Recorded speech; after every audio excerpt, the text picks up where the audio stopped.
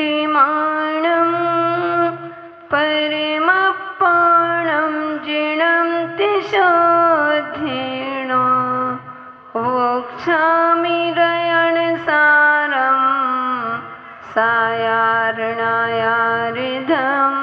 वीणं नमो अरिहन्ताणं नमो सिद्धाणं नमो ऐर्याणं नमो अज्जायाणं नमो लोये सव्यसाहुणं नमः प्रज्ञाश्रवणाय नमः श्रीवालियोगिने नमो आचार्यदेवाय नमः श्रीव्रागसिन्धवे नमः श्रीव्रागसिन्धवे नमः श्रीव्रागसिन्धवे। जीवनी अनंत शीत परमेष्टि भगवान की जय हो। त्रिलोक पूज्य पंच परमेष्टि भगवान की जय हो। 1008 देवादि देवादिनाथ भगवान की जय हो। 1008 शंग मुनय श्री शांतिनाथ भगवान की जय हो। 1008 मुन शोभितनाथ भगवान की जय हो। 1008 मुनयक नेमिनाथ भगवान की जय हो। 1008 चिंतामणि पार्शनाथ भगवान की जय हो। 1008 भगवान महावीर स्वामी की जय हो। परम पूज्य आचार्य कुंद कुंद महाराज की जय हो। परम पूज्य मम दीक्षा गुरु संत श्रवणी आचार्य गुरुदेव क्षण विराग सागर जी महामुनि राज्य की जय हो। अहिंसा में विश्व धर्म की जय हो। परम पूज्य गणनी हारिका 105 विंध्यश्री माता जी की जय हो। जय हो। धर्म स्नेह प्यारे प्यारे भव्यात्माओं, ऋण सार ग्रंथ के माध्यम से हम अपने जीवन में वह नई दिशा देने जा रहे हैं, क्योंकि बंधुओं हम चाहें तो अपने जीवन को अच्छा भी बना सकते हैं और हम चाहें तो अपने जीवन को बुरा भी बना सकते हैं। ना कोई तुमको स्वर्ग पहुंचा सकता है और ना कोई तुमको नरक पहुंचा सकता है। ना तुमको कोई स्वर्ग पहुंचा सकता है और ना कोई तुमको नरक पहुंचा सकता है। अगर पहुंचाती है तो हमारी क्रियाएं, जैसी कथनी होती है, जैसी हमारी कथनी वही हमारी करनी होती है। जैसे हम कार्य करते हैं वैसे ही हमें कर्मों का बंध होता है, क्योंकि हम कार्य कथनी कुछ और होती है और करनी कुछ और होती है। बस यही अंतर है कि आज हम अपने जीवन का पतन करते जा रहे हैं। इसलिए भव्यात्माओं, हम सभी को इस दुख भरे संसार में कभी भटकना नहीं है। भगवान से यही प्रार्थना करना है कि हे भगवान, मैं अनादिकाल से इस संसार में भटकता आ रहा हूँ। मुझे लगता है भगवान एक भी बार आपकी शरण नहीं मिली। कल्याण मंदिर स्त्रोत में कहते हैं, कुमुद चंद्राचार्य महाराज कहते हैं कि जो आज हम तिरस्कार के भागी बने हुए हैं, जहाँ भी जाते हैं वहीं हमें तिरस्कार हो रहा है। इसका मतलब यह है कि हे भगवान, मैं दुख का भाजन बना हुआ हूँ, कुछ भी करता हूँ फिर भी मेरा दुख दूर नहीं होता है। तो कुमुदचंदाचार्य महाराज कह रहे थे कि हे भगवान, इससे प्रतीत होता है कि मैंने आपकी वाणी को तो सुना है, कितनी बार मैंने आपकी वाणी को सुना है, लेकिन आपकी वाणी का जीवन में नहीं उतारा। मैंने आपके दर्शन किए, मैंने जिन वाणी को भी पढ़ा, लेकिन भावपूर्वक नहीं पढ़ा, मन से नहीं सुना। बैठा तो मैं सभा में रहा, लेकिन मेरा मन कहीं और भटक रहा था। इसलिए शायद हे भगवान, अब मुझे समझ में आता है कि मैं दुख का भाजन क्यों बना, मेरे अंदर दुख क्यों आ रहे हैं। इतना सब कुछ करते भी इसका मतलब है, फिर भी देखो वह भक्त भगवान को दोष नहीं देता, वह स्वयं को दोष दे रहा है कि हे भगवान, मैं दुख का कारण इसलिए मुझे दुख है, मुझे तिरस्कार किया जा रहा है कि मैंने आपकी वाणी को तो सुना, लेकिन मनोभाव से आपकी वाणी को नहीं सुना। इस कान से सुना था और इस कान से निकाल दिया था। हे भगवान, अगर आपकी वाणी को दोनों कानों से सुन करके अगर जीवन में उतार लेता तो मुझे आज दुख नहीं सताते। इस दुख भरी जे नागिन जो हमें डस रही है, संकट रूपी नागिन जो हमारे ऊपर बार बार संकट डाल रही है, हमको डस रही है, यह डस नहीं पाती। ऐसे ही बात्माओं, हम सभी लोग रेणसार ग्रंथ के माध्यम से हम अपनी कमियों को देख रहे हैं, हम अपनी गलतियों को देख रहे हैं कि हमने कौन कौन से ओघर नहीं की है। बहुत अच्छा पुण्य का उदय है, तुमने पूर्व में किया नहीं था, इसलिए आज तुम्हें जैन कुल मिल गया। अगर किया होता तो नरकों में डले होते। आज इतनी ऊंची कुल में, जैन कुल में आकर के और हमें भगवान का दर्शन मिल रहा है, हमें जिनवाणी का रसपान करने मिल रहा है, गुरु के मुख से हमें वह वाणी सुनने के लिए मिल रही है। इससे प्रतीत होता है कि मैंने पूर्व भाव में भगवान की सही भक्ति की होगी, सही दिशा दी होगी, सही दशा को बदला था तो दिशा हमको सही मिल गई।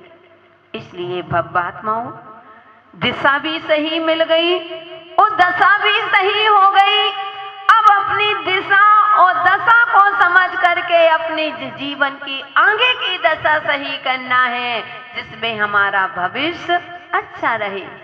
ये पर्याय तो यहीं तक की है, यहीं छूट जाना है। जो भी है सब कुछ दिखाई दे रहा है, ये जब तक शरीर है, जब तक इस शरीर पर प्राण है, जब तक सब अपने हैं, ये पर्याय किसी की नहीं, ये तो यहीं छूट जाना। इस पर्याय के माध्यम से जो हमें यह पर्याय हमें एक वाहन के रूप में मिला था, उसके माध्यम से हम आगे की नई दिशा बना रहे हैं। क्योंकि अगर यहाँ से अच्छी दिशा बन गई, मनुष्य पर्याय ही है जहाँ से हम चारों गतियों में जा सकते हैं। क्योंकि कोई बात नहीं, यहाँ ऐसा है, लेकिन अगर अच्छे कृत करेंगे तो हमें अगले भव के राजा तो बनना ही बनना है। हमने आपको बताया था कि एक गांव का नियम था, उसमें 5 साल के लिए राजा को नियुक्त किया जाता था उस राज्य में, लेकिन 5 वर्ष बाद उसको एक बहुत बड़ा समुद्र था, उसमें डुबा दिया जाता, बहुत ऊंचे से उसमें पटक दिया जाता था, उसकी जीवन लीला समाप्त हो जाती थी। अब वहां का कोई राजा बनने के लिए तैयार नहीं था, क्योंकि कौन ऐसा राजा बने कि अपने ही हाथों से अपनी मौत, तो कोई बनने के लिए तैयार नहीं। फिर एक व्यक्ति तैयार हुए, काफी दिन से ऐसा चल रहा है, सब लोग अपनी जीवन लीला समाप्त करते जा रहे हैं। और एक दिन ऐसा हुआ कि कोई वहां का राजा बनने के लिए, उस राजपाट को संभालने के लिए कोई भी तैयार नहीं है। बहुत सबसे निवेदन किया, वो कहते मुझसे क्यों कहते हो, तुम ही बन जाओ। अगर ऐसा होगा, कोई कहते भैया बन जाओ 5 साल के ये राजा, तो वो यही तो कहेगा कि हम क्यों बने, तुम बन जाओ। तो यही स्थिति बंधु, एक व्यक्ति बड़े समझदार थे, बहुत ही समझदार थे, तो उन्होंने कहा ठीक है मैं बन रहा हूं, और वह 5 साल के लिए राजा बन गए। अब जैसे ही बनते हैं, अब 1 वर्ष निकल गया, 2 वर्ष निकल गया, 3 वर्ष निकल गया, सारे लोग देख रहे हैं कि यह राजा कितना खुश है, इसके तो आंख में आंसू भी नहीं। लोग तो 2 साल निकले और तीसरे साल से उनके चेहरे की हंसी चली जाती थी, इसके चेहरे की तो हंसी बनती जा रही है। बंधु 4 वर्ष हो गए, अब 4.5 वर्ष हो गए, मात्र 5 महीने बचे, 3 महीना बचे, 2 महीने बचे, 1 महीना बचा। बंधु राजा जितने ही कम दिन उतना और प्रसन्न होता जा रहा है। आप भी सोच रहे होंगे कैसा राजा है, लेकिन वह इतना खुश था, उसके चेहरे में जरा सी भी उदासी नहीं, चेहरे में जरा सा भी सिकन नहीं, कुछ नहीं, वो बड़े अच्छे से अपना काम कर रहा है। 10 दिन बचे, सारी पब्लिक बार बार उसके चेहरे को देखती है, उसको कम घबराहट हो रही है, लेकिन पड़ोसियों को, पब्लिक को, जनता को ज्यादा कि इतने से 10 दिन बचे।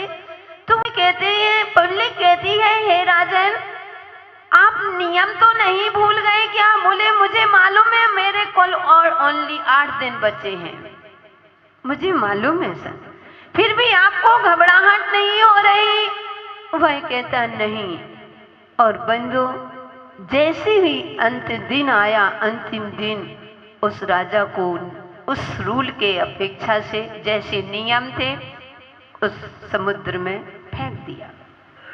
लेकिन वह राजा बिल्कुल भी विकल्प इसलिए नहीं था क्योंकि उसने अपने जब तक 5 साल के अंदर में जो राजपाट संभाल रहा था, अपने कार्य होते हुए उसने उस समुद्र में बहुत बड़ा पुल बनवा लिया था। उसने सोचा यहाँ का राजा ना बनूंगा तो वहां का राजा बनूंगा। ऐसे ही बात्माओं, ये मनुष्य पर्याय है, जाना तो है ही, ये तो निश्चित है, सबको जाना है, लेकिन हम भगवान की वाणी को सुन करके, अपना धर्म ध्यान करके, ऐसे कृत करके यहाँ से चले जाएंगे। यहाँ के तो अभी राजा है ही हैं, वो अभी भी धर्म ध्यान करेंगे तो अगले भाव में पुनः राजा बनेंगे, पुनः हमें जैन कुल मिलेगी, धर्म ध्यान करेंगे, भगवान की भक्ति करेंगे। ऐसे ही भक्तात्माओं, हम सभी रेण सार पढ़ रहे हैं और रेण सार में यही निकल रहा है कि भक्तात्माओं अपने जीवन को नई दिशा दो। अभी तक भूले थे, कोई बात नहीं, कम से कम अब जीवन को नई दिशा देना बहुत जरूरी है। नहीं जागे थे, नहीं समझते थे, कोई बात नहीं, अब तो समझ गए हो, अब तो थोड़ा सा जाग जाओ। मुझे लगता है गुवाहाटी वाले सब जाग रहे हैं। बहुत अच्छी चर्चा, जब भी कोई दर्शन करने आता, माता जी अभी तो कौन सा, कल आई शाम को जो आरती करने आते सभी लोग आए कल परसों, तो कहते हैं माता जी आप क्या पढ़ाते हो? पूरे गुवाहाटी में एक चर्चा रेण सार। तो हमने कहा सुनना, पहले आओ और सुनो। तो बंधु इससे पता चलता है आप भय भीरू हैं, इसलिए भयभीत हो गए हो कि हम कितना पाप कर रहे हैं। भले ही आप बखान न करो, लेकिन आपको अंदर से पश्चाताप हो रहा है, आप अपनी गलतियों को महसूस कर रहे हैं। और जो अपनी गलती को महसूस कर लेता है वह नियम से भगवान बन जाता है, नियम है। और जो अपनी गलती को कभी स्वीकार नहीं करता है, 3 काल में वह कभी भगवान नहीं बन पाता है। इसलिए भगवान बनने के लिए अपन कौन सी गाथा देख रहे थे? 34 नंबर की गाथा में देखा था, आचार्य महाराज कह रहे थे जो मनुष्य पूजा दान के निमित्त से दान दिए हुए द्रव्य का अपहरण करता है, उसको कभी भी इच्छित फल की प्राप्ति नहीं हो पाती है, और अगर हो भी गई तो वह उसका भोग नहीं कर पाता है। ऐसी बीमारी हो गई कि पता चला भूख भी लगी है लेकिन भरपेट भोजन नहीं कर सकते हैं। ऐसी बीमारियों से ग्रसित हो गए, डॉक्टर ने कह दिया तुमको ओनली दाल का पानी पीना है, मूंग की दाल का पियो बीमारों की दवाई। इन्हें मूंग की दाल बस का पानी लेना है। अब पेट में भूख भी लगी है लेकिन हे चेतन, तुम भूख को अपने सब कुछ होते भी, सब सुविधा होते हुए भी भरपेट भोजन नहीं कर पा रहे हो। क्यों नहीं कर पा रहे हो? क्योंकि तुमने पहले माल निर्माल का माल पेट भर करके खाया था, तो इस जन्म में तो भूखे रहना पड़ेगा, नियम है, भूखे ही रहना पड़ेगा। इसलिए कभी भी ऐसे कार्य नहीं करना, भूल करके के भूखे पेट सो जाना।